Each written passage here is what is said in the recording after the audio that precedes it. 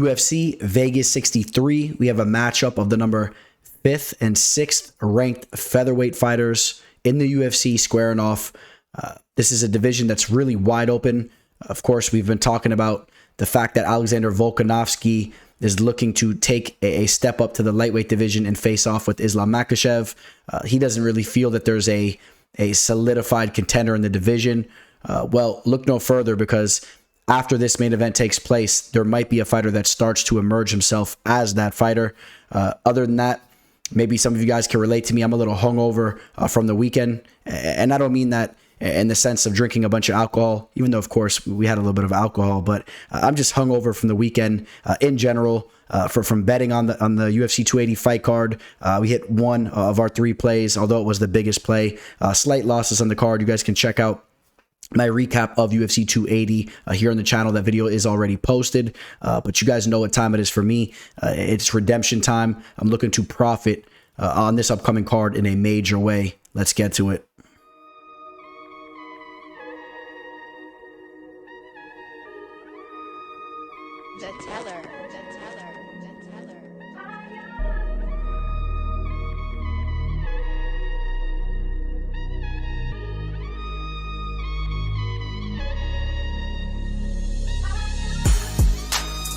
It's another day, left jab, right jab, this is MMA.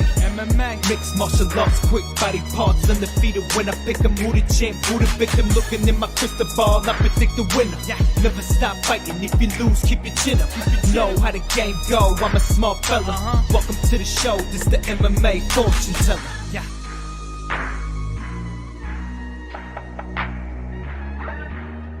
The MMA fortune teller. The teller.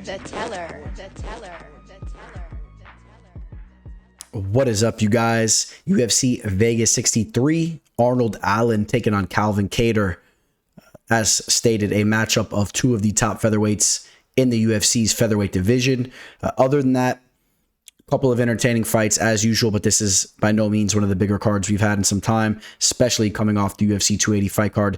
It's going to be a little bit harder to get as excited for this card coming off that huge card, if you guys catch my gist there. So, but again, there are some exciting matchups, and it's the same as usual. We are always excited to watch some UFC action take place. Now, before we jump into today's fight card, real quick, if you guys can hit that like button, subscribe to the channel if you guys have not already, it means the world to me. If you guys are interested in going to follow me over on my social media platforms, my Instagram is MMA Fortune Teller _. We're on the verge of hitting that 10K mark. Please help me get there. It means a lot to me. You can also catch me on Twitter at the MMA Teller, where the tweets have been coming out a lot more regularly over the past couple months. Something else that's been coming out a lot more regularly are my little memes, my little reel memes. I've been making a bunch of those. So if you guys have a sense of humor when it comes to the fight game, hopefully you guys will find some of my content funny. Go catch me on Instagram at MMA Fortune Teller. All right, guys. So with that all said, it's time to jump into the first fight of the card. Let's go take a look at the matchup of Cody Durden and Carlos Mota. But also, side note real quick as well, as I'm filming this Monday, October 24th, we've seen a lot of movement with this card already. A lot of fights are falling off the card. Just even as of recently, Cody Durden versus Kleydson Rodriguez fell off the card. We now see Carlos Mota stepping in on short notice. A fight that I was a little disappointed to see fall off the card. Christian Rodriguez versus Garrett Armfield. That fight has fallen off the card. And even if you want to look back a little bit further, of course, the Barbosa versus Topuria a while back, that was very disappointing to see. So this fight card has lost some pretty big fights for the card. It has lost some fights that would have made this fight card a little bit more entertaining. But nevertheless, we jump into the first fight, which is Cody Durden versus Carlos Mota. So we head over to the talent-rich flyweight division. Again, a division that was at one point in time threatened to be removed from the UFC. What a shame that was. This division is just awesome, in my opinion. Cody Durden, a fighter that has made some noise as of recently. He's kind of on that checkered path: win, loss, or even a draw, loss, or draw, loss, win, loss. it's been having a tough time stringing off some victories together. Now, this is a fight that you would hope that he can go out there and take, with his opponent stepping in on short notice, making his UFC debut in Carlos Mota. But if you're not familiar with Carlos Mota, he's a fighter that's 8-1, with his lone loss coming by way of Charles Johnson, which Charles Johnson has shown to be a tough fighter, the former LFA champion, a fighter that's fought in the UFC at this point in time and has gave Muhammad Mokaev a tough test. So we know that Carlos Mota has a decent resume. He has a win over some decent opponents, specifically his last opponent, Rizvan Abuev, has a pretty impressive record there. That fight only took place about 2 months ago. Carlos Mota, when you break down tape on him, he is a talented striker. He moves pretty well on the feet. I would say that his striking should be his bread and butter, although he's actually a decently well-rounded fighter. We'll get to that more here in a second. Cody Durden, a fighter that I feel that his boxing is pretty much his strength as well, his striking, if you want to say, but he's a fighter that could wrestle. He has some pretty good takedown defense and decent offensive wrestling as well. He's a well-rounded fighter. You've seen him training over at American Top Team for this fight card. Now, again, he did have a switch of opponent, so take that into consideration. But regardless, you love to see you love to see a fighter that you're backing hanging, getting it in with guys like DP and all the guys they have at American Top Team, especially around the lower weight classes. It's very, very talent rich these days. So listen, there hasn't been a betting line open to the public at this point in time. In fact, this fight was just announced.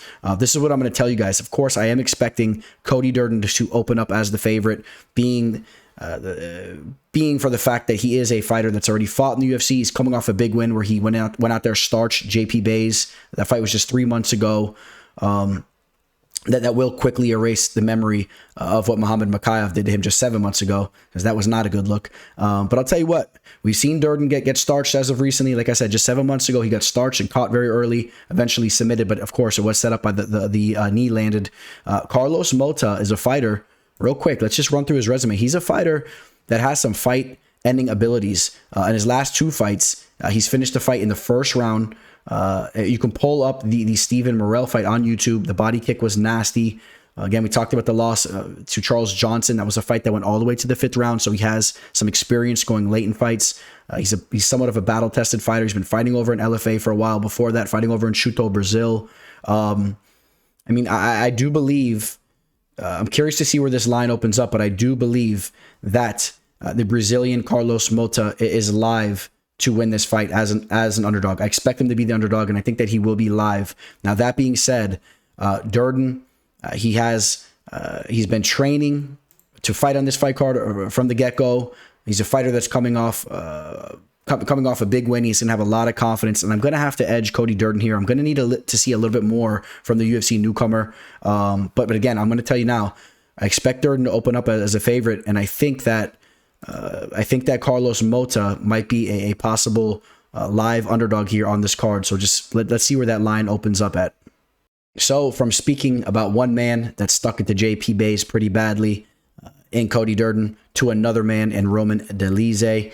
Roman taking on Phil Hawes. This is a solid matchup, especially for a fight being so low on a fight card where maybe you would expect to see it a little bit higher up in the card. Look at this. We're talking about the second fight of the card as of now, and we got a scrap of Phil Hawes and Roman Dolidze. I think that's pretty cool. This is a fight that gets me excited. I think there's some real potential to see a finish in this fight. Phil Hawes has fight-ending power. So does Roman Dolidze. He showed that in his last fight.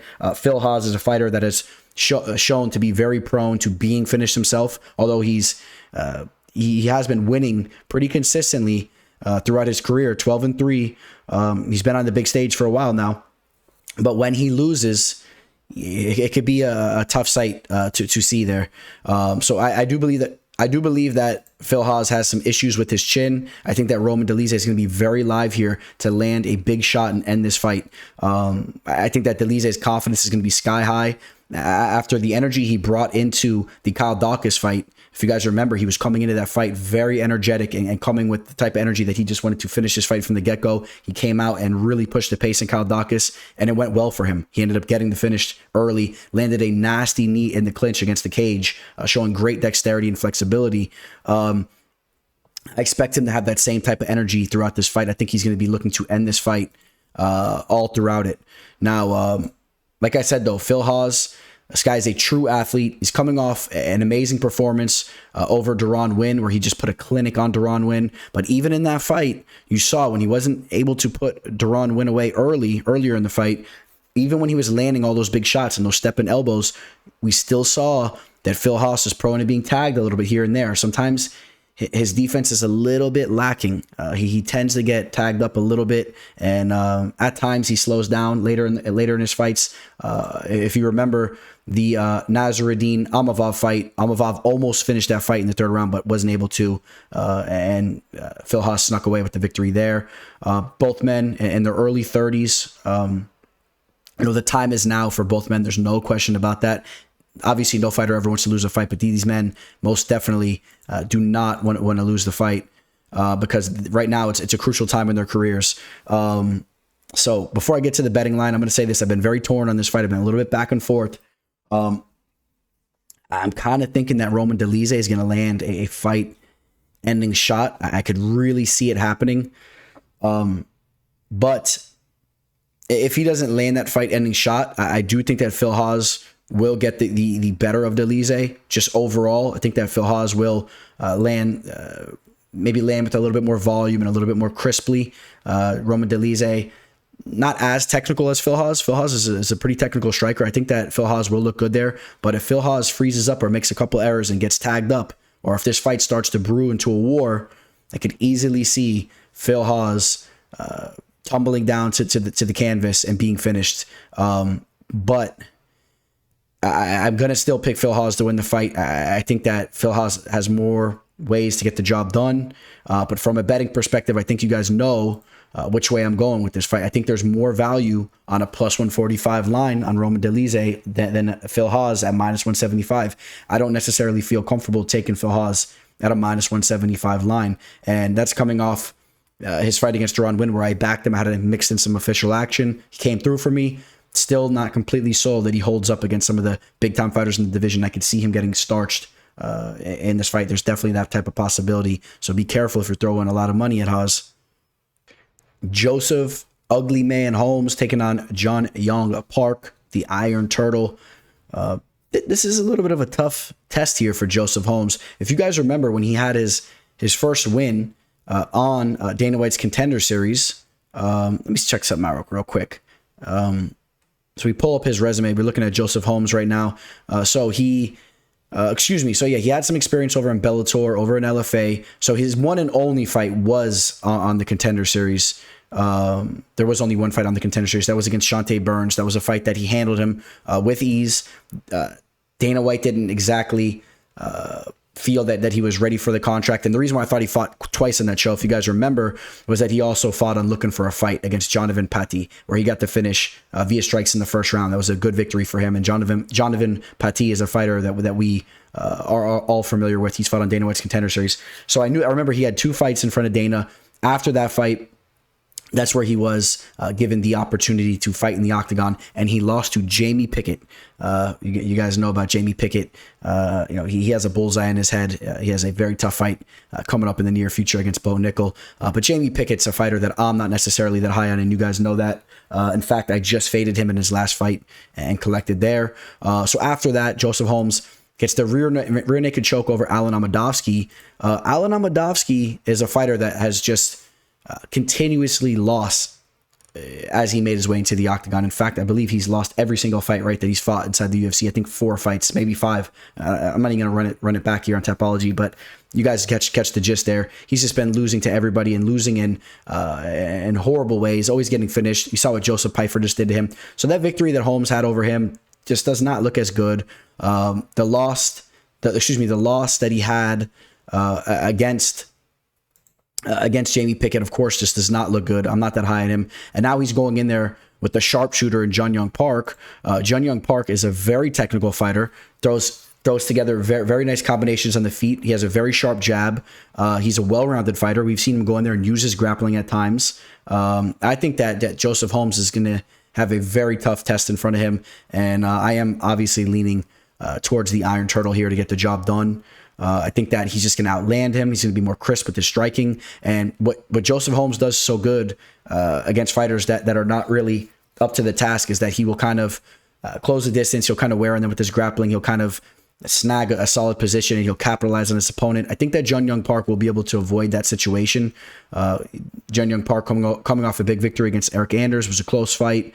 Before that, he lost to Gregory Rodriguez, which everyone's starting to realize now Gregory is the real deal, and they really went at it in that fight. Before that, he had the victory over Tafon Nchukwi, where he showed his wrestling abilities, taking down Tafon throughout that fight. Joseph Holmes, yes, he's going to be way bigger. He's going to have a 6-inch height advantage with a 7-inch reach advantage. Obviously, he'll have the reach advantage in his legs as well if he throws some kicks out there, but nothing really stands out on tape as far as what I've seen from his kicks. I think that Jun-Young Park closes the distance and is just the sharper fighter. If you remember also, part of the reason why Joseph Holmes didn't get that contract on Dana White's Contender Series is even his own coach, James Krause, even said he needs more time to sharpen things up. So, I mean, not so much time has surpassed. So I'm curious to see how Joseph Holmes will look against a step up in competition against Jun-Young Park. Jun-Young Park is a -230. It's a little bit of a high line, but I would still favor even a -230 line on Jun-Young Park rather than taking any type of value odds on Joseph Holmes here. As far as if the fight goes to the distance or whatnot, I mean, Joseph Holmes, 2 losses throughout his career. Don't believe he was ever finished. Yeah, it has never been finished. His first loss was his first pro fight. Yes, Jun-Young Park has been finished, but I mean, we're talking about against some high level talent. So I mean, I don't really see Holmes finishing him. I think I would aim more towards the over in this fight and Jun-Young Park getting the job done. One of the UFC fan favorites, Chase Hooper, taking on Steve Garcia.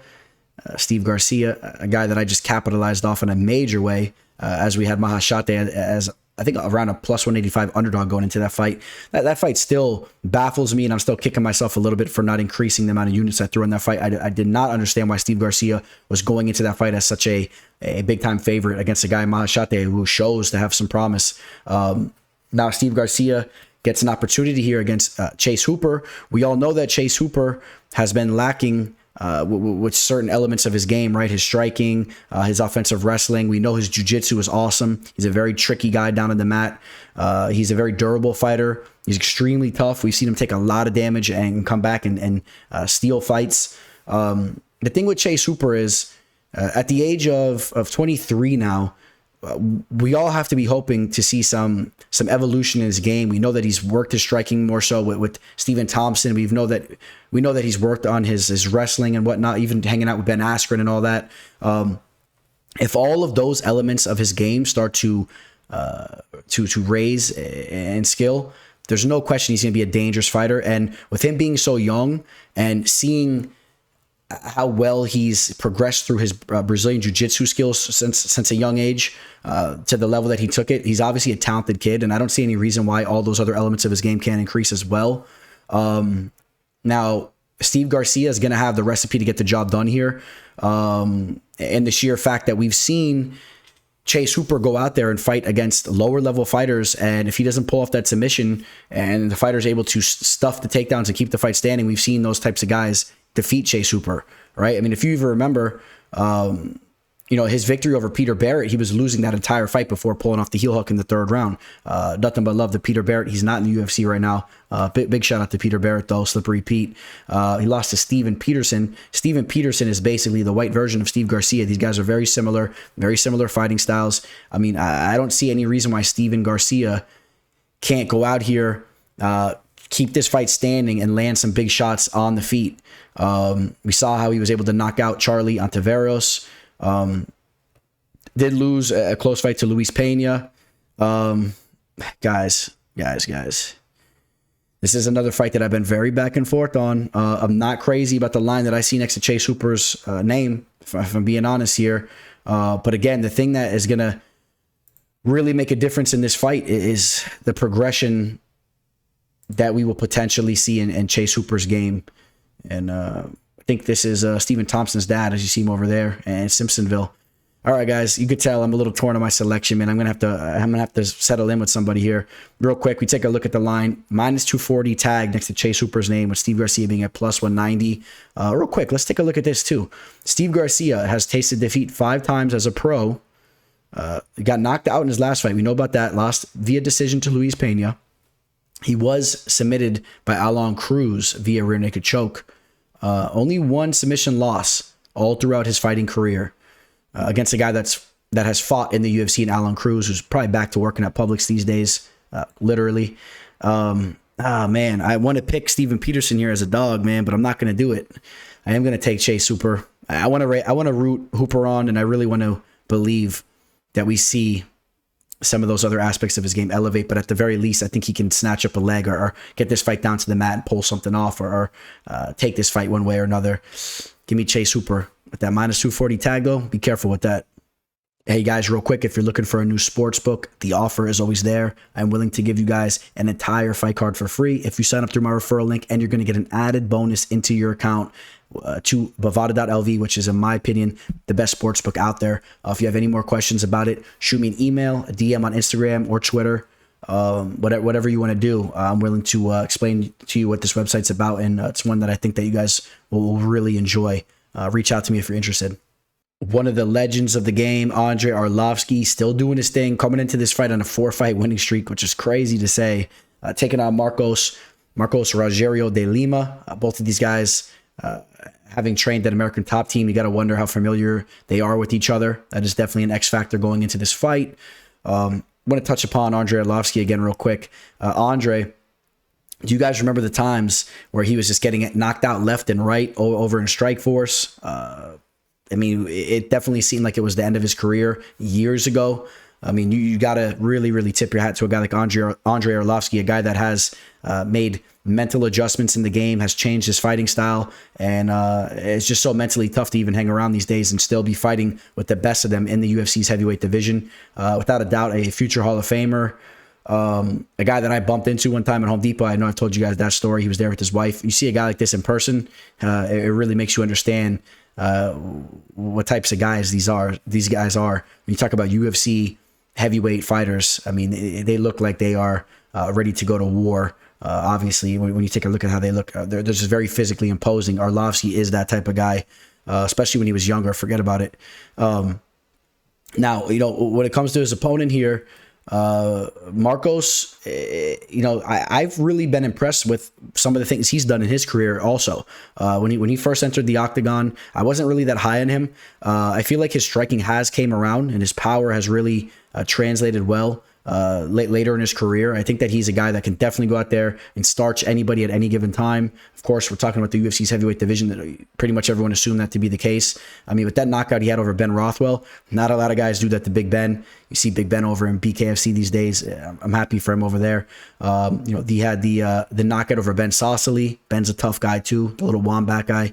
I mean, there's no question Marcos has some serious power, and Arlovski's chin is always questionable. I know he's been able to avoid being knocked out as of recently. We saw Tom Aspinall hurt him quickly in that fight before pulling off the choke. I still believe that Andrei Arlovski's chin is hanging from a thread. I really do. I really believe that. He's 43 years old. He's about to be 44. There's no way in hell I'm siding with Andrei here. You guys know I've been fading Andrei a lot throughout the years, and I mean, I backed him here and there, and he's came through for me also. Let me not forget about those times, but I faded him a lot, and he's proved me wrong a lot of times as well.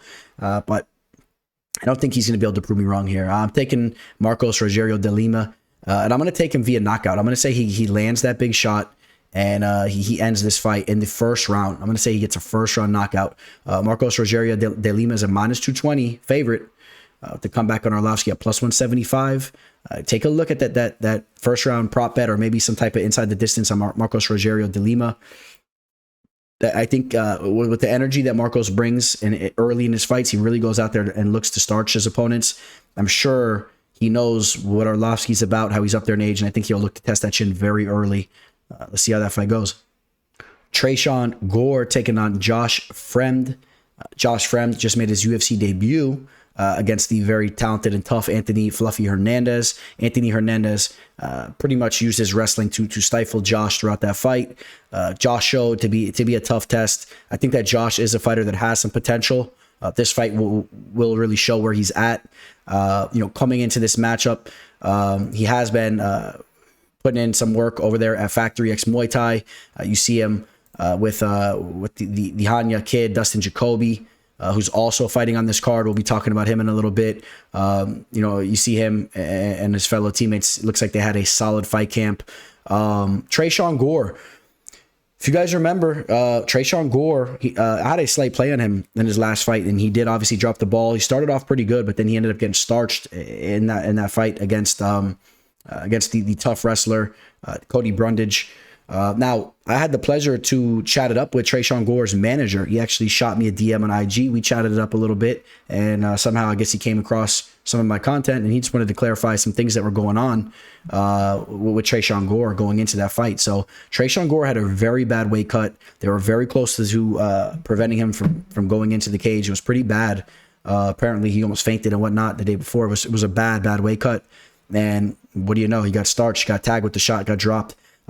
Listen, you don't have to be a conspiracy theorist to connect the dots there, man. When fighters have very bad weight cuts, yes, there is a correlation to them getting finished in their fight. So I'm hoping that Tresean Gore has a much better weight cut going into this fight. I think he's a fighter that really has a lot of potential and he has a lot of talent. I was very impressed with what I saw from him on the Ultimate Fighter show. I mean, if you guys remember, they're not going to show those fights as pro fights. So hold on real quick. We'll slide over. But these exhibition bouts, Ryder Newman, a tough wrestler, he went out there and just intimidated him and used his striking to control that fight.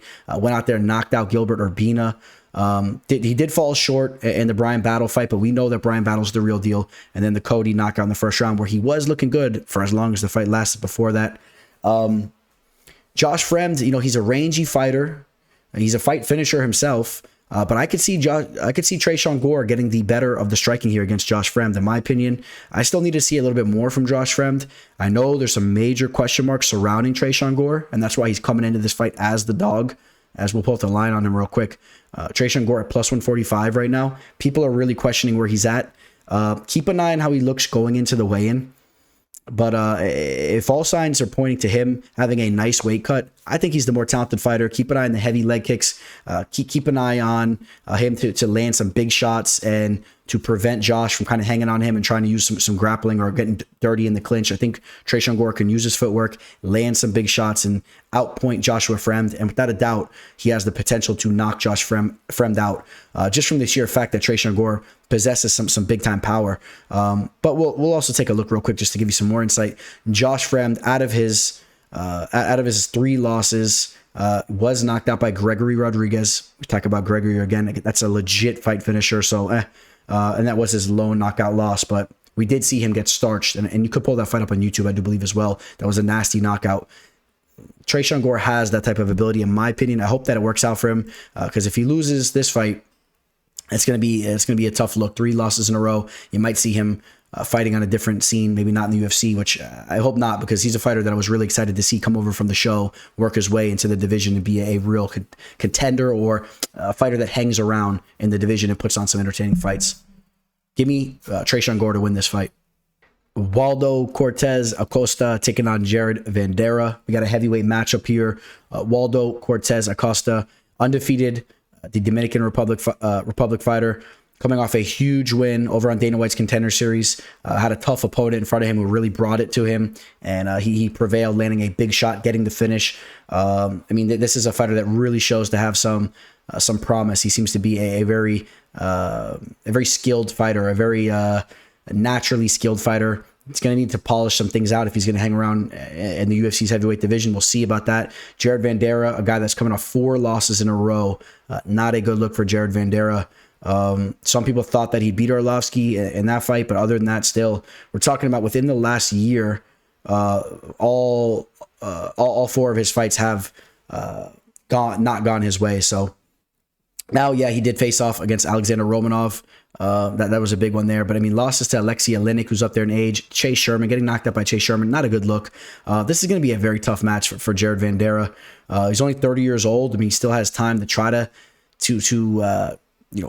to put the train back in the tracks, as I like to say. But I don't think that's going to happen. I think that he's about to get starched. I think he's about to get knocked out by the UFC newcomer, and I think it'll be the last that we see of him inside the octagon. Now, Vanderaa does have some tricks up his sleeve. He's a decently, I shouldn't say a decently well-rounded fighter. I mean, what I want to say is that he's a fighter that has some tricks up his sleeve. I think that says enough about him.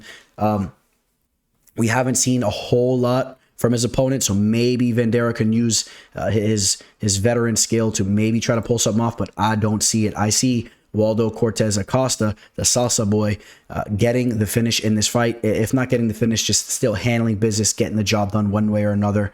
And I do think that Waldo is going to be a fighter that hangs around in the UFC. He's a -220 favorite right now on Bovada.lv. With the comeback on Jared Vanderaa at +175. We know in the heavyweight division, things could shake up and things can go a lot of different ways, but I feel pretty confident that Waldo is gonna land a big shot in this fight, or he's gonna take this fight one way or another. He'll be the more skilled fighter in there. Now we got a real treat here. Two very talented strikers in the light heavyweight division, one of the most entertaining divisions from an entertainment standpoint. We know how the light heavyweight division goes. It has the power, kind of like the heavyweight division, but they move a little bit quicker, and there tends to be a lot of explosive finishes in this division. This could very well could be one of those types of fights.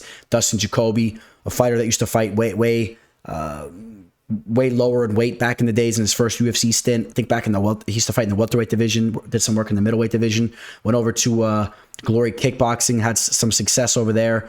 Definitely polished himself up as a mixed martial artist. His striking really came around throughout those years. As he made his way back to the octagon, he's had a whole lot of success. He really has. I mean, you take a look at his last fight here, where he had a huge knockout against Da Un Jung, a fighter that I'm high on. That was a big-time victory for him there. Before that, taking out Michel Oliasechak. He was going into that fight with an injury, still got the job done, and Michel Oliasechak is a fighter that a lot of us are very high on. So, Khalil Rountree, we know that Khalil is a nasty striker, and when things are going good for him, things are going good for him. When he's grooving inside the cage, he can really style on his opponents, and he's going to need a whole lot of that going into this fight. He's going to have to set the pace very early. He's going to have to show Jacoby that he can hang with them on the feet, because if he doesn't make a statement early, Jacoby will start to catch his rhythm and groove, and I could see Rountree being the fighter that starts to lose confidence in there. We've seen him kind of have some mental flaws at times in there. We've seen him show up not looking like himself at times. If you remember the Ian Cutelaba fight, that was a fight where you guys all know the famous picture where it looked like his soul got sucked out of him when Cutelaba screamed in his face at the weigh-ins. What do you know? Rountree steps in the cage and looks like he's a shell of himself in that fight. Let's see here. After that knockout, gets finished by Marcin Prachnio. That's not a good look. I'm not high on Marcin at all. But since then, got the knockout over Modestas Bukauskas and Carl Robertson. It's been looking pretty good as of recently. The kick where he hyperextended Modestas' leg, that was pretty sweet.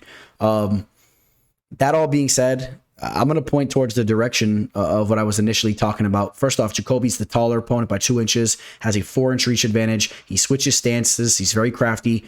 I think that he will land his shots on Rountree. Rountree will have some moments, but Rountree will be the fighter that starts to lose confidence in there. I will expect Jacoby to start to make a push to potentially get a stoppage in this fight. Or you'll see Rountree really just start to be on the back foot. I expect him to lose his confidence in this fight. I expect Jacoby to take over this fight as the fight goes on. Dustin Jacoby's a -168 with the comeback on Khalil Rountree at +137.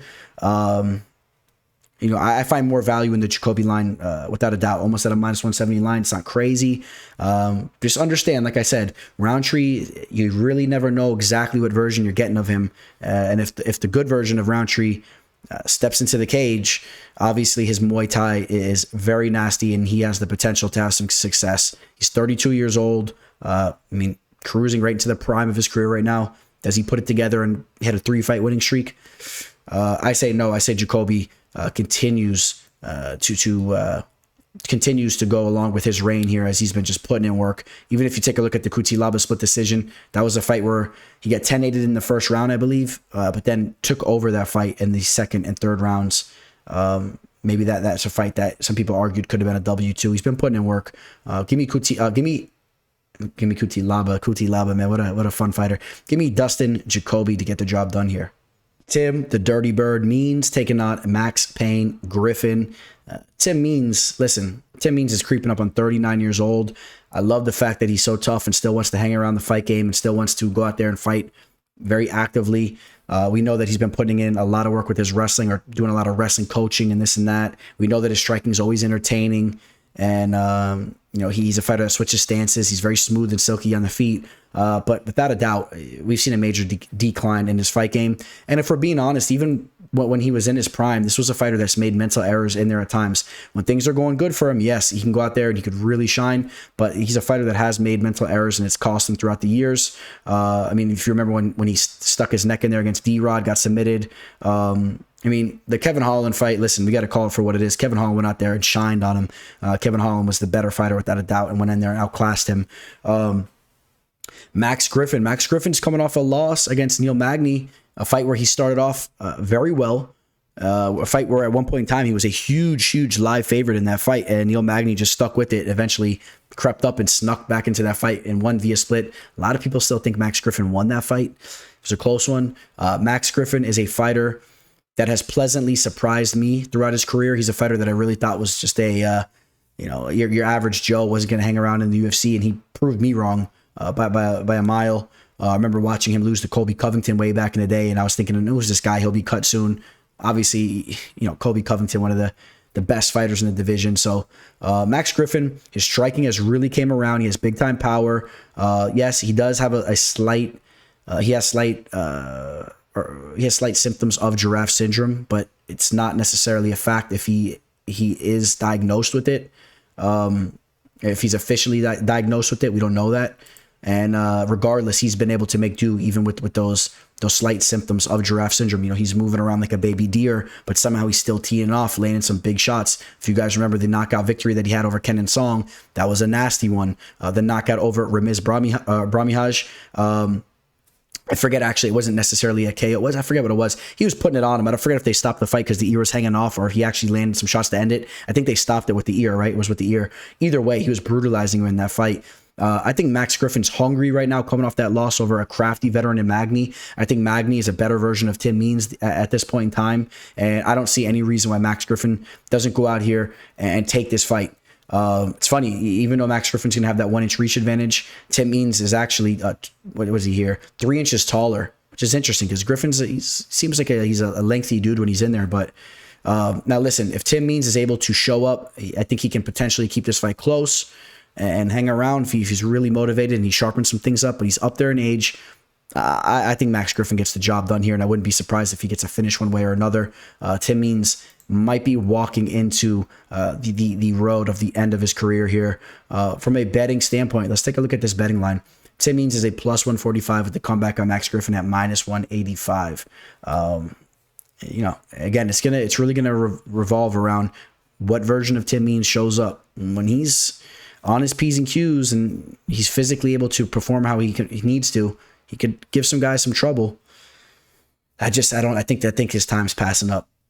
If you're looking to work with me for my official plays, please do not feel hesitant to reach out to me. Don't be shy. If you're interested, shoot me a message through email, DM me on Instagram, shoot me a message on Twitter, whatever works better for you. I'll send over my pricing to you, and I would love to work something out with you guys. As you guys know, I had some slight losses for UFC 280, but going into it, we've had a lot of profits coming in. I'm very, very hungry to get much more than what I lost for UFC 280 this upcoming weekend, and that's what I'm going to do. Don't hesitate to ride with me and take the profits in. Here we go. We got the main event, a fight that really gets me excited here, at least on this card, right? This is the fight this is the fight that stands out. I mean, this is an awesome fight. Arnold Allen has really been putting things together. If you guys have not taken notice, of course, he's coming off a huge knockout victory over Dan Hooker, without a doubt the biggest performance of his career. But the victory that he had over Sadiq Yusuff really showed the level that he's on as well. This is a fighter that's been slowly groomed through the UFC. I think the UFC really they groomed him the right way. He's only 28 years old right now still. He's been fighting in the UFC. Let's pull it up real quick. He's been fighting. He kind of reminds me of a Jake Matthews. We talked about how Jake Matthews rented out the octagon to birth him in it. I think the same can can be said for Arnold Allen. Arnold Allen's been fighting in the UFC, dating all the way back to 2015, where at the time he had 9 fights going into that fight. So it's been a long time. It's been a long time. I mean, 2000. We're talking about 2015. 7 years ago, he made his debut. 7 years ago, Arnold Allen was 21 years old. Okay, he was a spring chicken. All right, so he has a world of experience. He's very comfortable inside the octagon, and they like I said, they slowly eased him through competition. Right, they slowly eased him up. I mean, he did take on Makwan Amirkhani early in his career, a talented fighter, and he was able to win that fight via split decision. Mads Burnell, the tough grappler, he actually choked out Burnell in the 3rd round. Took out the veteran at the time, Gilbert Melendez. Of course, Gil was way past his prime. But the last 3 fights is where you're starting to take note, though. Nick Lentz, a crafty veteran back in 2020. And then the last 2 fights is where you see his striking's coming around, and he's a dangerous, dangerous fighter. This is such a fun fight stylistically. For the sheer fact that Calvin Kattar is such a talented striker, beautiful boxing, underrated kicks, really underrated kicks. A lot of people thought that he won his last fight. A lot of people thought that Calvin won that last fight. Against Josh Emmett. Josh Emmett, a very underrated fighter as well. So just understand that Emmett is a bull. Emmett landed some big shots in that fight. I thought that Kattar won that fight. And then you go back, you take a look at how he took out Giga Chikazi to go out there, the first fight of the year after getting destroyed the year before in the first fight of the year against Max Holloway. It was very impressive. So let's not turn let's not turn the page on Calvin Kattar just yet, right? He's coming off a loss, but he did have some moments where he slowed down against Emmett, but overall, a lot of people thought he won that fight, and Emmett is no joke. That being said, Arnold Allen right now is 28, about to be 29 years old. Calvin Kattar is 34 and a half, creeping up on 35 years old in the featherweight division, where both men are ranked right in the middle of it here. We're right towards the top middle, 5 and 6. Calvin Kattar has taken a lot of damage throughout his career, a lot of damage. Arnold Allen, in my opinion, is very live to inflict some more damage on Calvin Kattar. I could see him landing a big shot and potentially stopping Kattar in this fight. I know that Kattar is extremely, extremely tough, but I could see him getting clipped with the shot, and maybe he hangs around and he's tough, but I could see Arnold really starting to put an onslaught on him where he gets cut open or it gets to the point where it's a standing TKO. We've seen that killer instinct from Arnold Allen as of recently. You saw what Allen was just doing against Dan Hooker, where Dan Hooker was trying to hang in there, but Allen just refused to let him hang around. Calvin's going to have a little bit more experience on the big stage, fighting in the main event and whatnot. We know that Calvin is as tough as they come and as confident as they come. This is a very, very close fight. I'm super excited for this fight. You see him with his boy Rob Font here, the New England Cartel. Things haven't been going as smoothly for them as of recently, but still 2 very talented teammates. I am going to be picking Arnold Allen to win this fight. I am going to be taking Arnold Allen. Shows him as the slight dog here, but real quick, let's take a look. Before we take a look at the line real quick, though, let me note, Calvin will be 3 inches taller and will have a 2-inch reach advantage. He's a little bit more lengthy, but Allen is a fighter that really uses his footwork properly. From a defensive standpoint, he slides out of range very nicely, and when he wants to come in to use his offense, his footwork is very, very good. He has a solid jab. Now, from a betting standpoint, again, we mentioned that they said that Allen was an underdog. Well, action has been coming in on Arnold Allen. He's now a -115, slight favorite on Bovada.lv. And we'll take a look at best fight odds, where we can get a little bit more of an accurate look at how this line has been trending. And let's take a look here. So Arnold Allen, let's take a look at DraftKings. Excuse me here.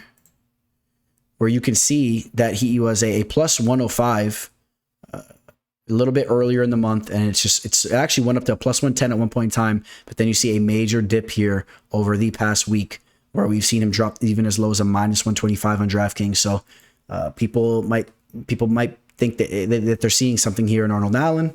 This is an awesome fight. I am going to be siding with Arnold Allen, but it's a very close fight, and I could definitely see Calvin show up like he does and handle business. Can't wait for that fight there. All right, guys, that's going to wrap up UFC Vegas 63. Like I said earlier, man, I'm a little beat from the weekend. This Monday is getting to me, but you guys know how it goes, man. We got to grind it out. We got to get things moving. I'm getting a workout in here later tonight. I've had a long day. I'm sending out my official plays here very, very shortly. We're just grinding behind the computer, grinding tape. It is what it is, right? We get to what we all need to get to. I'm sure a lot of you guys are out there doing your thing as well. And shout out to all you guys that are handling business and that are on the grind out there. I'm not going to talk too much about this, but you're going to definitely hear a lot more about this moving forward and some of these recap discussions. You guys know I like to talk a little bit of things besides fighting. At this point in time in the video, I get a little chance to chat it up, and I like to do that. I'm not going to go in about this, but something you're going to be hearing a lot about in the future is the young male in America these days. It's been a common conversation with the whole Andrew Tate situation. Andrew Tate being blocked off social media and all that. I'm not going to go into too much about all that, but you know, I think that the young male is lacking in a major way in the United States of America. If you guys didn't see the interview with Sean Strickland on the Food Truck Diaries, it was a great one. You should check that out. He kind of brushed upon some things on that interview. Now, I'm not saying I agree with everything that he says, but I think he had some really valid points, and you're going to see me talk about a lot of those things at the end of these videos. A lot of young men are missing a male figure in their life as they grow up, and I think that has a major impact on the youth, and of course, even leading up to the young men and men that we have in our society today, people that were never taught those types of things. You know, me personally, I was very fortunate to have some very strong male figures in my life, as I still have them around today. And you know, I see certain men, I bump into them all the time, and you know, I'm a very social type of guy, and I see the way some young men think and the way they act, and it's not very manly at times, and I think that that's something that's lacking in our society. So you're going to see me talking a lot more about that as we recap these videos, as we have some closing thoughts, some little tips I could throw out, or little things just some little things I can give out. I don't know. I think that's an important conversation. So, all right, guys, hopefully you guys are all enjoying life and staying confident out there. Hope you guys all have a great week. Get to it. I know it's just a little bit of a hangover type week. Again, I keep using that word, not in the sense of from alcohol standpoint. I'm talking about just having that big UFC event. I'm sure a lot of you guys had a fun time this weekend, and then now we're back to reality. It's Monday. People got work and this and that, and we got some fun times coming up ahead of us as we ease into the holiday season. All right, we got Halloween coming up. All right, guys, I hope you guys are all feeling good out there, feeling strong. Go take a look in the mirror and go let yourself know that you're the shit. All right, guys. All right, signing out. Teller. Welcome to the show. This the MMA fortune teller. Yeah.